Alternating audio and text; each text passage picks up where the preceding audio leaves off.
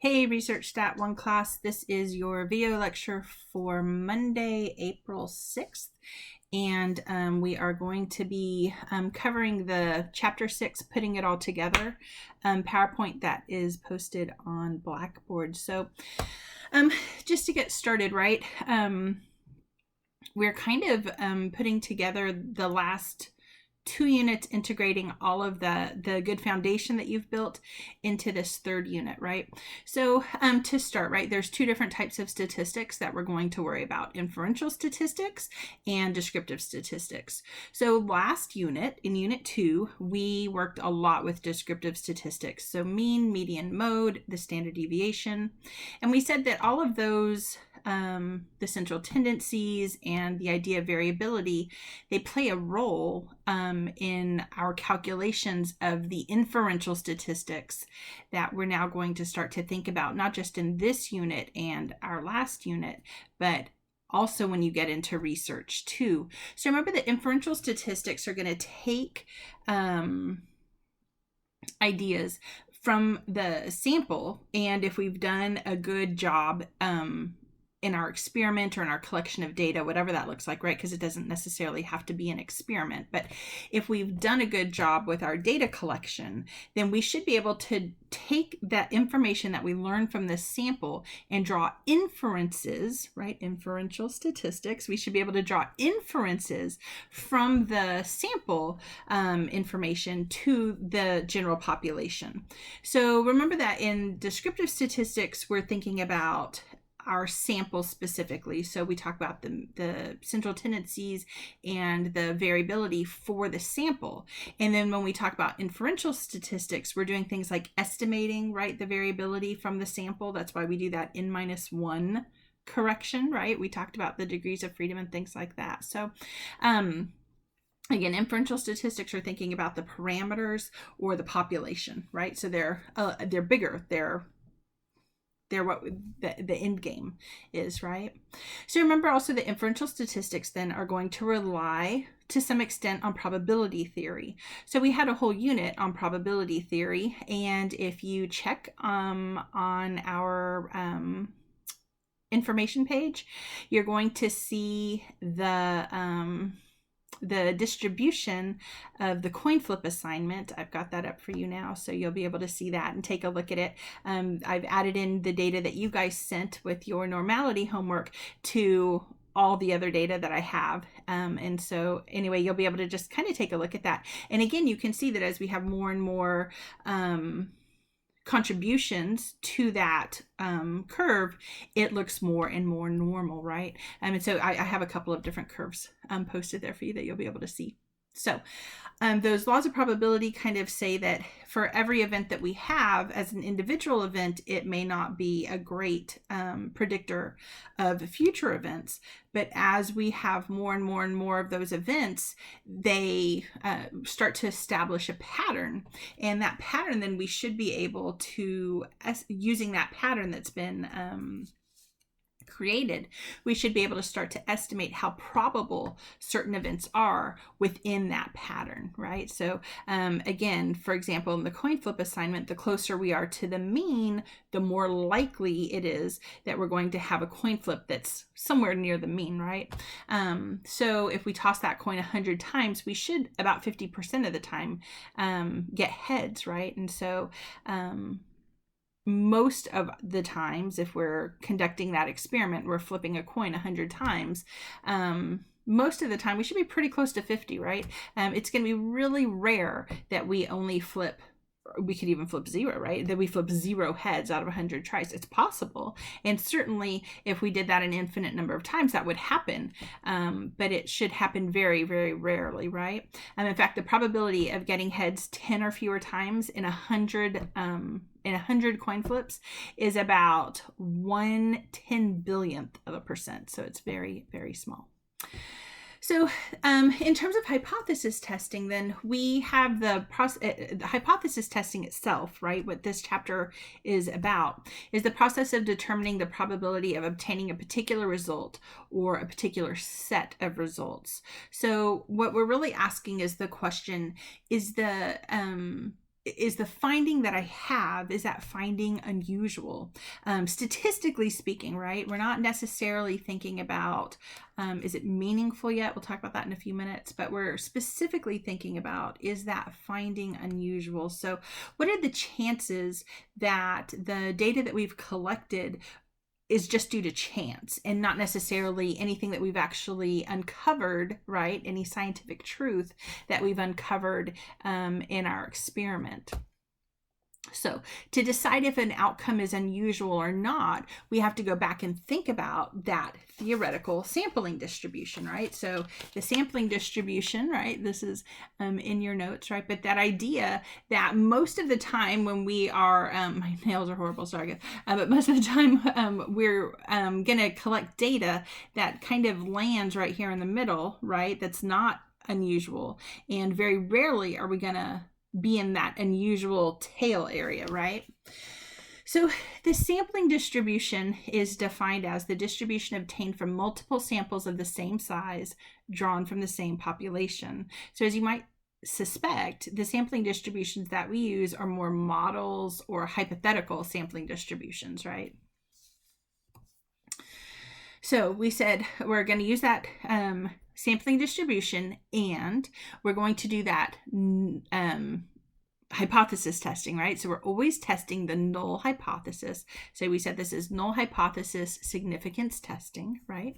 So the null hypothesis, remember the HO, states that there is no difference between our groups. So in essence, what it's saying is that we don't expect to find a big difference. So if we were comparing two groups on the sampling distribution, we would expect them to be pretty close together. And what that really means in the sampling distribution is not just that we expect them to be close together, but we don't expect them to fall in these unlikely areas. We don't expect them to fall in those tails, right? The alternative hypothesis, though, that HA, right? That, remember we said some people call it the experimental hypothesis. I don't like that. I like to call it the alternative hypothesis. That's just the prediction that you're making that the whatever it is that you're comparing, right, is not going to be saying that there is going to be a statistical difference between the groups that you're comparing. So when we talk about hypothesis testing, we're going to compare our results to that theoretical, right, that hypothetical distribution where the null hypothesis is assumed to be true. All right. So you go through all the steps to create a study, right? And we've talked about these in the last unit. So you create your, you go and you do all your lit review, right? We talked about that in the first unit. And then we talked about defining your variables and things like control variables and experimental control. We've talked about reliability and validity. And so you've created this experiment, or you've created a data collection opportunity, right? Even if it's not an experiment, you could be doing survey research, right? That's just gathering data. But you want to do that in the best way possible, the cleanest way possible. And so if that's what you've done, if that's what you've been working on, right? Hopefully your study is beautiful and clean, and you're going to collect that data. And then what we have to do is we have to start making some decisions about what that data really mean, because the data we're going to analyze them. There's lots of different analyses that we might do depending on the scale of data that we've collected, right? The end goal, so what were our hypotheses, right? So there's a lot of things that drive that final analysis, and we'll be thinking about those as we get to chapter 7 and start to actually create hypotheses based on data and things like that. So you've created this study, you've collected the data, and now you have to do that null hypothesis testing, that null hypothesis significance testing. So you're going to choose rather a statistical test to compare the results to that theoretical sampling distribution. And again, there's a lot of stuff that goes into choosing the right type of analysis. So for example, in our survey research that you guys are working on, you have to have continuous data, right? And we talked a little bit about that. So the idea of continuous data is that means that you've got to got to have either interval level data or you have to have ratio level data. If you collect data on a nominal scale or with an ordinal scale, you will not be able to use that in a Pearson correlation. So collecting the data the right way the first time is incredibly important, right? Okay. So we've talked about the sampling distribution, right? There's a little picture of this in your notes, and you should get to know this. This is really, we've talked about it since the very first unit, right? This idea that about 95% of your data is contained within 2 standard deviations of the mean is important here in the sampling distribution. So we can take the sampling distribution and we can start to think about it in terms of that theoretical distribution that we have talked about all semester long, right? That theoretical, and I know this isn't a great slide, you have better slides right in the PowerPoint, but that theoretical distribution that says that within 1 standard deviation of the mean, you have about 68% of the data contained. Within 2 standard deviations of the mean, and when I say that, right, it's plus or minus 2 standard deviations of the mean, we've got about 95% of the data accounted for. And then if we go out 3 standard deviations, we have about 99% of the data accounted for, right? That theoretical distribution, again, it's theoretical, it's hypothetical. It's not actually based on a million actual samples that we did, because we haven't, like in psychology, right? We're still pretty young science, right? 1879 was the first lab in psychology that opened. So we're still pretty new science. No one's tested any of these things millions of times. And so we know that we're going to have to use this theoretical distribution. We just don't have the actual sampling distributions available. And that's okay. In fact, most sciences, even if they're old sciences, use a theoretical distribution when they are assessing their hypotheses. All right, so we're going to think then about that hypothesis testing. So when we think about this, whether we're thinking about the sampling distribution or that, or the sampling distribution, or the theoretical distribution with the different standard deviations, right? What we're always thinking about is this, right? Those tails. So whether we're on this sampling distribution or whether we're on that theoretical distribution, the tails are always 2 or more standard deviations from the mean, okay? And when we talk about hypothesis testing, then we are thinking about results that are so unlikely that they don't live within 1 standard deviation of the expected mean. And they don't live within 2 standard deviations of the expected mean. We are thinking about results in terms of rejecting that null hypothesis that lie more than 2 standard deviations from the mean. Either way, right? So thinking about the positive 2 standard deviations from the mean or negative 2 standard deviations from the mean. It doesn't matter. We're thinking about those tails. That's what's going to be really important for us. And so we have vernacular, we have things that we say, right? Fancy words that we say when data falls in those areas. So if the results,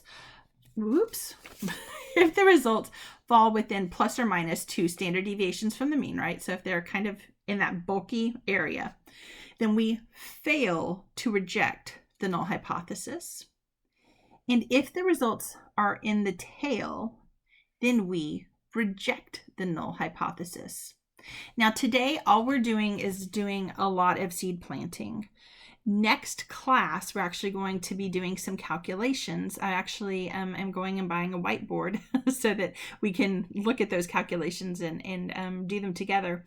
And I'm going to show you how we actually use this theoretical distribution, the assumption of normality, and we are going to actually draw our results on using a distribution like this, and we're going to note these are the areas of rejection, these are the areas of retention, okay, because it's actually a really important idea for us. Okay, so why do the tails matter? Okay, so do y'all remember that we've talked about the idea that 95, and I just said it, right, 95% of the data is contained within plus or minus 2 standard deviations from the mean. 95%. So that leaves us 5% of a chance, right? 5% of this sampling distribution is located in these tails. So if that's 5% and there's 2 tails, that's 2.5% of the data that should land in this tail, and 2.5% that should land in that other tail. Okay, are you with me so far? You can take a sip, because I can feel another coughing fit coming up. All right. So we have 2.5% of our data in either of those tails. 5% total then, if we were thinking about a two-tailed analysis. So that 5% is important. Do y'all remember that we said last class that we use an alpha level or a probability level of 0.05? And that's why we use the 0.05, because we're saying that it's so unexpectedly unlikely that we would get that that we would fall in that part of the distribution. There's a 5% chance that we would fall in that part of the distribution. So we say if our data lands within the tails, we say that it is statistically significant. So in this class, we're going to use a probability level of 0.05 for everything we do, but we'll talk in a second that sometimes we might do that a little bit differently and why that is. Okay, so we might have 2 ways then to think about the hypothesis testing. So the first is that we could do a 2-tailed hypothesis. Remember that we said that we may not have an opinion of which way our data should go. We don't know if it's going to, like Stephanie's new better way to study could be worse than the old way to study, but it could also be better. And we're not quite sure which way that's really going to go. We didn't have enough data, right, to back that up. So we said that we would do a non-directional hypothesis for something like that.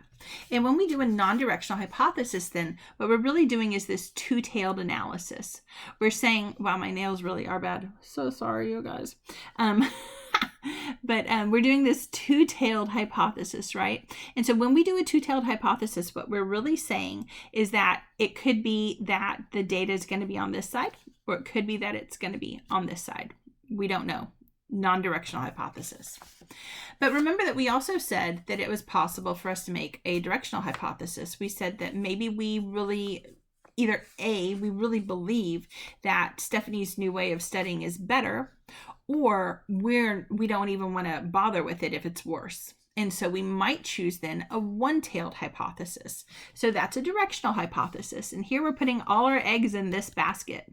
So here, think about it, that alpha level of 0.05, right? So here we have 2.5% in each tail. Here we have 5% in one tail. That's going to make it easier for us to identify a difference that exists here in a 1-tailed hypothesis if our hypothesis is correct, right? If our alternative hypothesis is what's being supported. Here in the 2-tailed hypothesis, you have less of a chance of supporting a 2-tailed hypothesis, right? That said, again, if you don't have an estimation of which way you expect to find your data, a 2-tailed hypothesis may be the way to go. We're going to see in a few minutes another reason that we might use a 2-tailed hypothesis as well. Okay. Is everyone with me? Okay, so 2-tailed hypothesis for non-directional hypothesis. We've got to look, it's non-directional, so we have to look at both sides. 1-tailed hypothesis, if we think we know exactly where that data should land. So we're going to look at that one spot, right? That one tail. So if we expect it to do worse, we're going to look on the negative side. If we expect it to do better, we're going to look on the positive side. Okay. All right. So there are a number of steps to hypothesis testing, and you are going to have to know these for this upcoming exam, and you're also going to have to know them for exam 4. So these steps are, and not even just for my exams, right? You have to know this for when you get to research 2, right? So this is stuff that you've got to learn. So the first thing is you've got to state the hypothesis. So in all of the inferential statistics that you are going to conduct this semester, the prompt you get for them is starting with stating the null hypothesis, run me through it basically. And so I'm telling you in the prompt, you have to start with stating the null hypothesis. So you're going to state the null hypothesis. You're going to state the alternative hypothesis. You have to read the blurb and make a decision if I am looking for a one-tailed hypothesis or if I'm looking for a two-tailed hypothesis, okay? And it could be the case also that you are going to be writing it however you want to write it. And so you'll have to make a decision, and then you'll have to know how to assess it based on the decision that you made. So null hypothesis, alternative hypothesis. Is it one-tailed or two-tailed? So directional or non-directional, okay? And then define that sampling distribution level of area of rejection. So in this class, again, we're always going to use a 0.05 alpha level to evaluate our findings. So you will always use an alpha level of 0.05. I don't want you to use anything else. So then you would collect the data. Of course, on the test, I'm going to give you the data, and then compute the appropriate statistical test.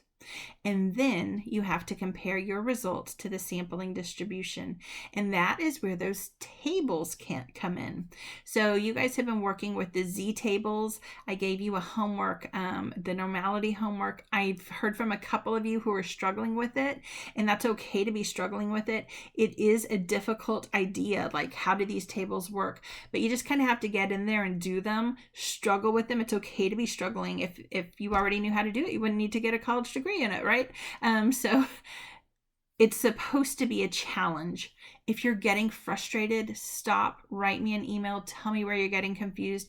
We can talk on the phone and work things through. We can Skype if we need to Skype, whatever we need to do to get you through it. But I will say this, I had a couple of students who wrote to me about it.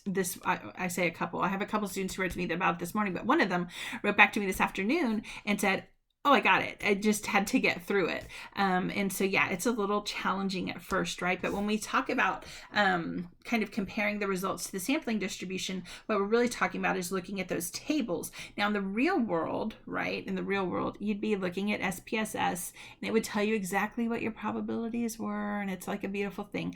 And that's great. We're going to look at that in the 4th unit. We're not going to look at that for this unit.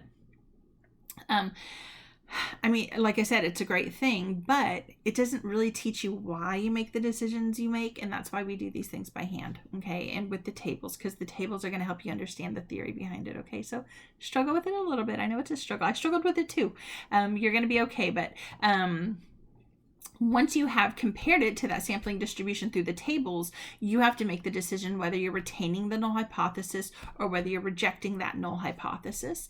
And then you have to consider the possibility of error in your results. And so we will talk about that as we actually get through as we continue to get through the semester. But remember, in general, what we're really talking about are 2 types of error, right? So the type 1 error, which is the probability of rejecting a null hypothesis, which was actually correct and you should not have rejected it, but you did. That's what you found, right?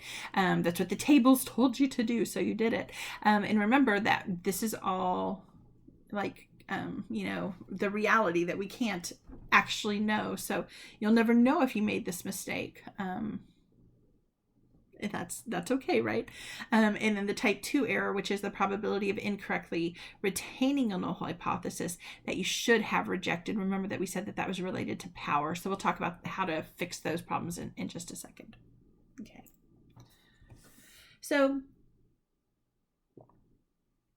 if you're truly worried about making a type 1 error, there are a couple of things that you could do to decrease your chances.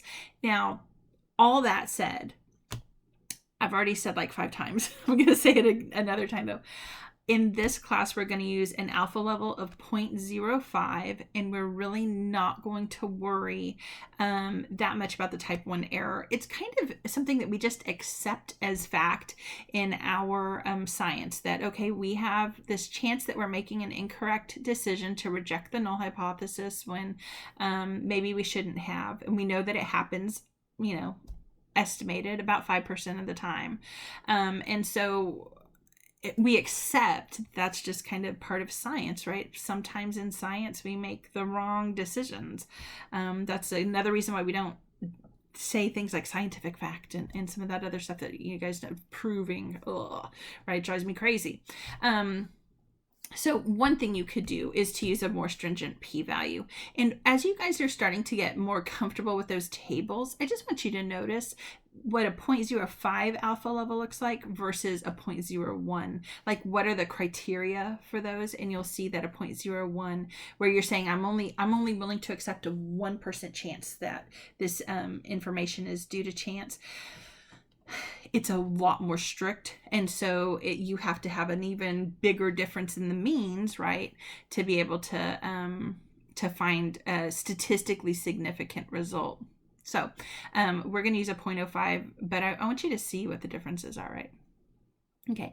The other issue is that you could do if you wanted to try to avoid a type 1 error is that you could actually just use a two-tailed test instead of a one-tailed test, even if you have a directional hypothesis.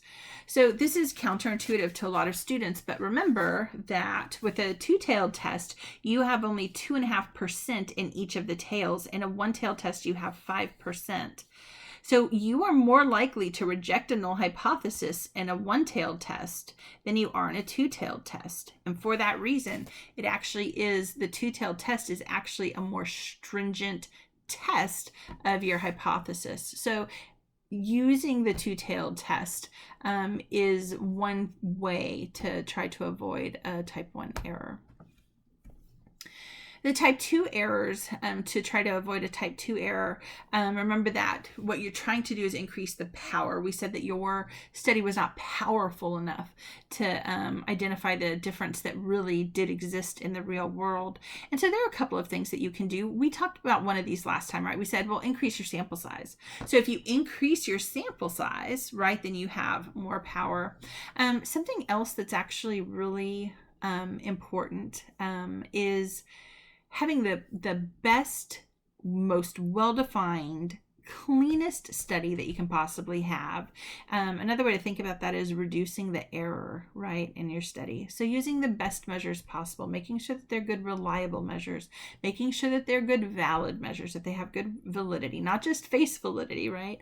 But we've talked about multiple kinds of criterion validity and discriminant validity and content validity and all of those types of validity, but especially construct validity, right? So you want an instrument that has gone through some amount of academic rigor, right? You're not just creating things and then using them. You want to have tested them to make sure that they are good, valid instruments. So having the least amount of error, having that cleanest, best study possible is actually going to increase your power. And then the other thing that you can try to do is study things that have larger effect sizes. The stronger your effect size is, the more power you have in your study. Okay. So the book talks about kind of 4 things that you have to think about when you interpret your results. So the first is statistical significance, and that's, I think, what most people think of when they are thinking about research, right? Do we reject the null hypothesis? Do we retain the null hypothesis? And how likely is it that the results you found were due to error? And that's important, right? That's number 1. That's the first thing you do when you interpret the results, is you look at the statistical significance. You also can look at the effect size and the confidence interval. The book has a little discussion about those, just like it has over the last several chapters. But I want to spend a little bit of time talking about the practical significance, which is the usefulness of the results in kind of everyday life. We've talked about the famous aspirin study a couple of times this semester, right? So that aspirin study where it was actually not called it the aspirin study. I shouldn't have said that, right? But the heart attack study that was done in the early 1980s that found that people who had taken an aspirin and regularly took aspirin were more likely to live. And one of the problems we said with that study, right, was that the sample size was just huge, really powerful, right? We just talked about power. Okay. So it was a super powerful, if you want to think about it like that, study. And they found a statistical difference, because it was really powerful study because it had so many people in it, right? That a statistical difference between the groups of people who survived their cardiac event and people who did not, but it was not of practical significance, right?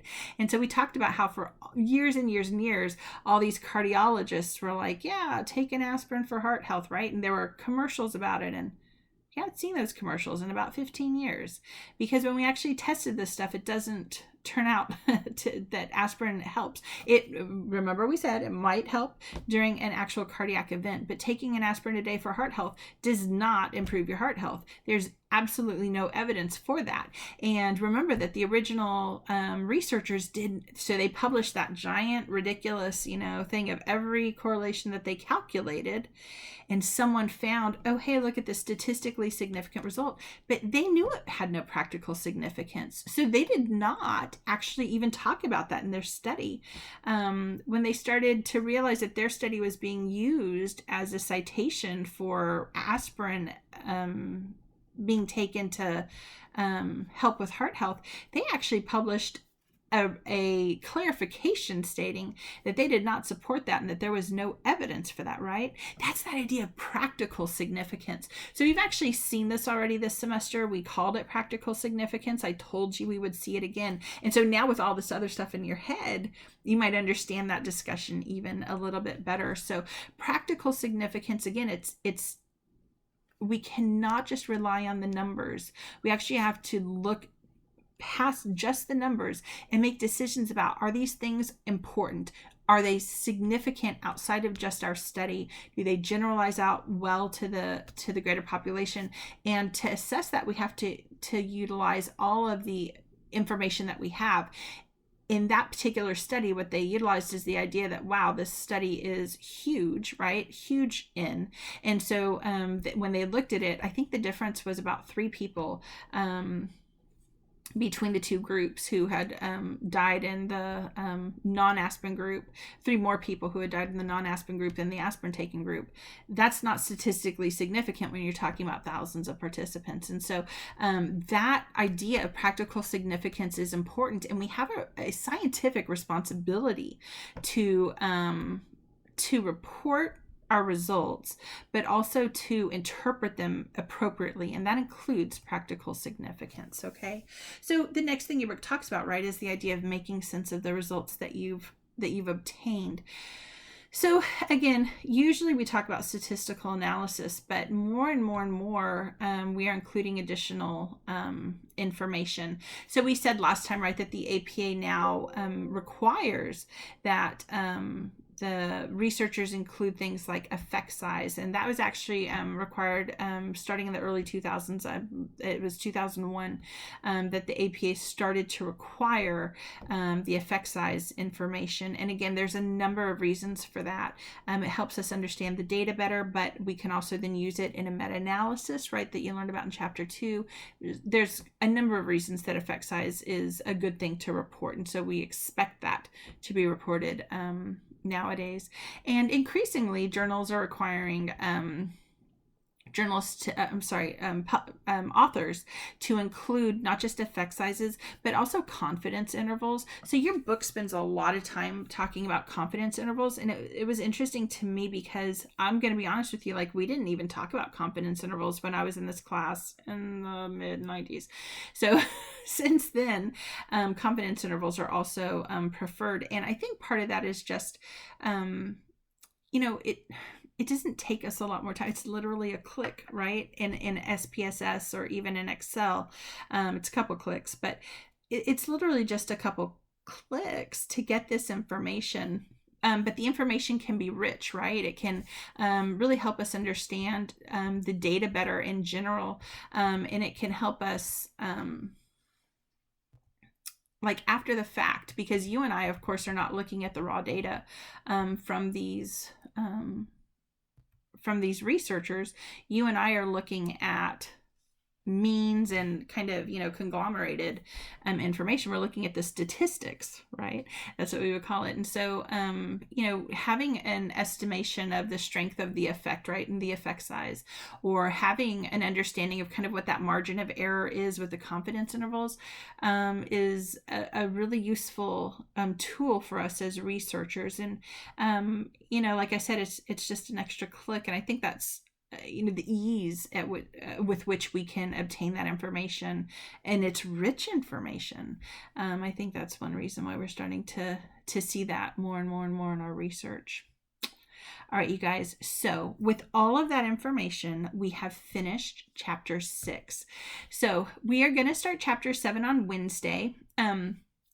Believe it or not, like I said, the whole chapter, it's not very long, and it's all about starting to utilize null significance hypothesis testing, thinking about that in terms of a population. And so we're going to think about a one sample t-test. The calculation is pretty quick, and it's actually pretty painless. You guys are going to be okay with it. And we'll do a couple of examples together. And by together, I mean I'll be doing them, but I'll try to guide you and tell you maybe, pause me now and work on this, and then we'll pick up. Anyway, that lecture will actually be posted probably sometime Tuesday afternoon. So if you wanted to get an early jump on it, you could. Okay. I hope everyone's doing well, and I will see you with our next video. Bye, guys.